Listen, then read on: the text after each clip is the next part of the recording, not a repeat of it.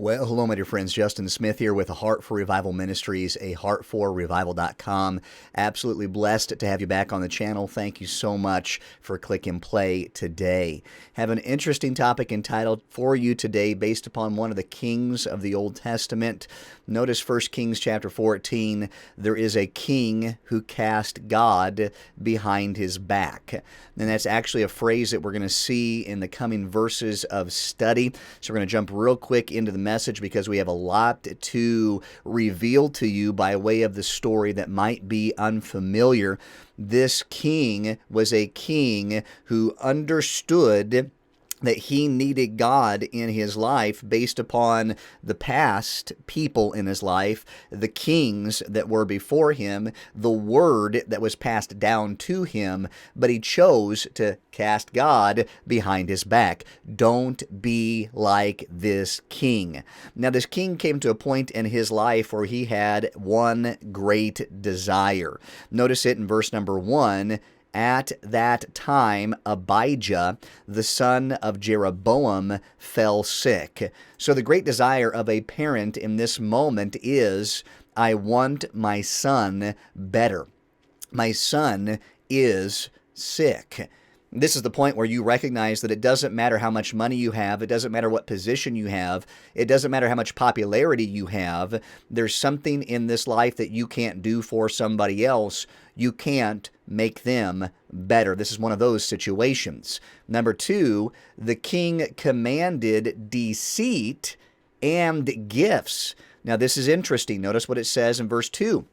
And Jeroboam said to his wife, Arise, I pray thee, and disguise thyself, this is the deceit, that thou be not known to be the wife of Jeroboam, and get thee to Shiloh. Behold, there is Ahijah. Don't confuse that name with the son's name of the king, which is Abijah, but Ahijah the prophet, which told me that I should be king over this people. All right, so this is the one that told me I was going to be king. Go to him, but disguise thyself, be deceitful, and then take gifts. Take with thee 10 loaves and cracknels and a cruse of honey, and go to him. He shall tell thee what shall become of the child. Okay, Abijah is sick. Honey, you need to go to the prophet, the one that told me I was going to be king. And when you go, disguise yourself. Be deceitful, but take gifts. Because who's going to refuse gifts? And it's going to be kind of a payment. And then he's going to tell us what's going to happen to our son. Okay? So it wasn't even that he was seeking the healing of his son, just what's going to happen to him. And then notice 3, his wife moved in obedience according to this deceit. And we have to assume compassion, right? Compassion over the son. Jeroboam's wife did so, and arose and went to Shiloh, and came to the house of Ahijah.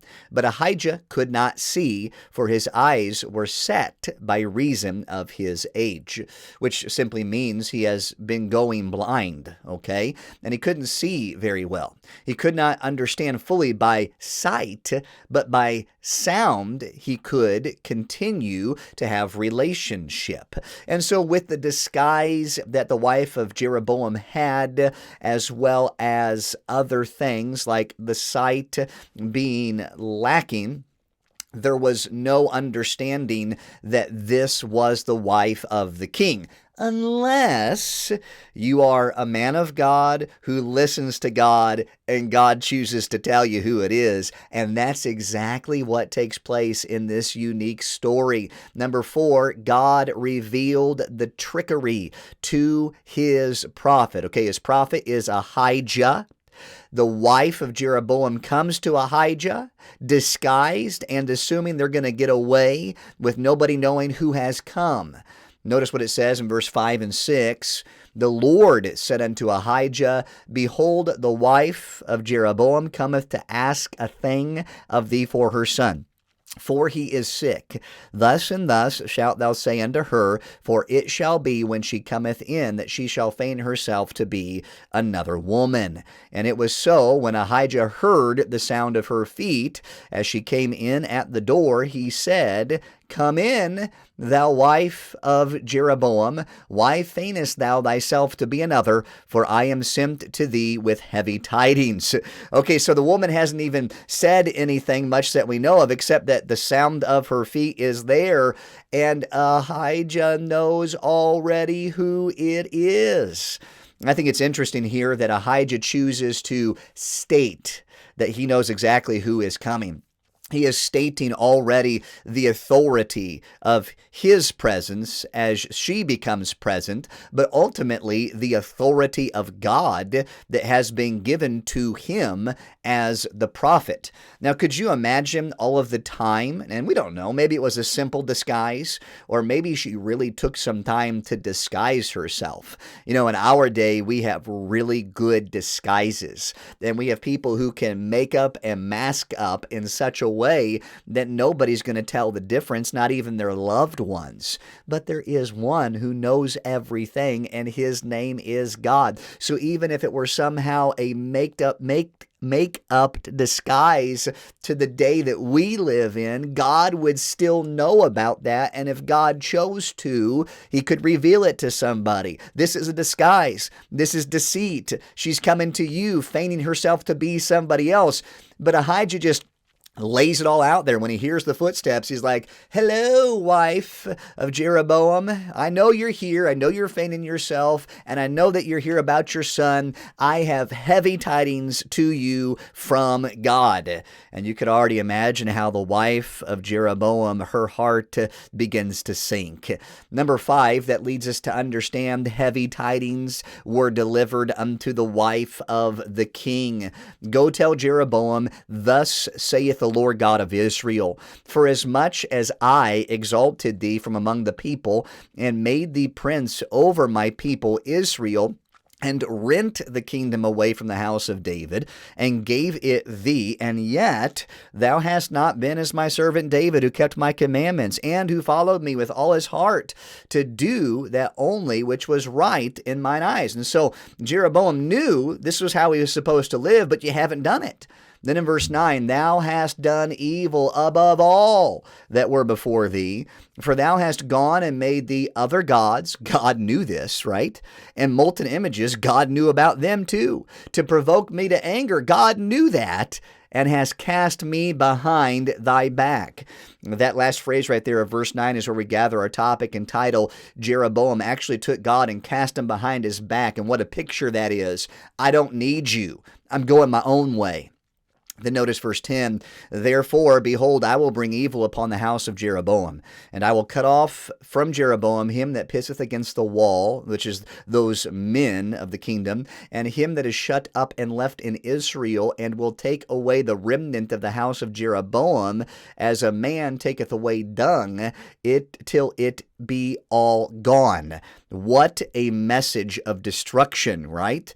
And then it says in verse 11 and 12, him that dieth of Jeroboam in the city shall the dogs eat, and him that dieth in the field shall the fowls of the air eat, for the Lord has spoken it. So no proper burial, no burying process, but yet a last recognition of the life of these people are going to be dogs and birds eating their flesh. No honor in the grave. No honor after death. That's what the people of his kingdom are going to receive. Verse 12, arise thou therefore, get thee to thine own house, and when thy feet enter into the city, the child shall die. Man, could you imagine the heavy tidings now that this messenger has to bring? The messenger called the wife to Jeroboam, the mother of the son who is about to die. The child shall die. And that leads us to point number 6. The child will be mourned, but there was a better way. Think about it. In verse 13, all Israel shall mourn for him, for the child, and bury him, for he only of Jeroboam shall come to the grave because in him there is found some good thing toward the Lord God of Israel in the house of Jeroboam. Okay, so you see that God is recognizing the good thing, but yet this proper burial is limited to the child, as the others who pass away are going to face the fowl of the air if they're outside the city, the dog within the city, with a dishonorable death. I mean, we are talking about the judgment of God falling upon a king, his son, and the kingdom, because of the king taking God and throwing God behind his back. This leads to point 7. The word of the Lord took place. So we read in verse 17 and 18 that Jeroboam, his wife, arose, departed, and came to Tirzah. And when she came to the threshold of the door, just like God said, the child died. And they buried him, and all Israel mourned for him, just like the prophet said, according to the word of the Lord, which he spake by the hand of his servant Ahijah the prophet. And I point that verse out, though I could say it and have already said it by point 7, the word of the Lord took place. I want you just to simply lay eyes on the fact that God rehearses and God reminds that he does things according to the way he says he will do them. Deceit, trickery is involved in this story. Death and destruction, the death of a child, the death of others, the destruction of a nation takes place because a king decided to throw God behind his back. I'll do whatever I choose to do, and in the pride of my life, it's my life, let me live it. Let us learn today to never be like the king who cast God behind his back. Let's rather take the encouragement from the passage to be like that David who had a heart for God, understanding, yes, we still make mistakes. Yes, we still mess up, but God is a God of mercy and God is a God of forgiveness. And for the most part, David had a decision that he was going to honor God with his life and leadership as the king. What a weighty passage to study, but what a great reminder it is that we have a path that we will choose to take. That path needs to be the paths of righteousness for the glory of God. There's blessing in those paths of righteousness. Let's live life for his glory today. I want to thank you so much for listening. I do wish you a blessed day. Choose to follow your God and glorify him in all that you say and do. Thank you for Click and Play.